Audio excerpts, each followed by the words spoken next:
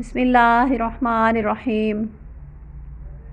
مشکوٰۃ المصابیح کتاب قیامت کے احوال اور دوبارہ اٹھائے جانے کا بیان، باب حوض اور شفاعت کا بیان۔ حدیث نمبر 5590۔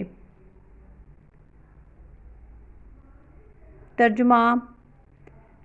حضرت ابو ہریرہ رضی اللہ تعالیٰ عنہ بیان کرتے ہیں، رسول اللہ صلی اللہ علیہ وسلم نے فرمایا، جنت میں داخل ہونے سے پہلے ہر شخص کو اس کا جہنم کا ٹھکانہ بھی دکھایا جائے گا۔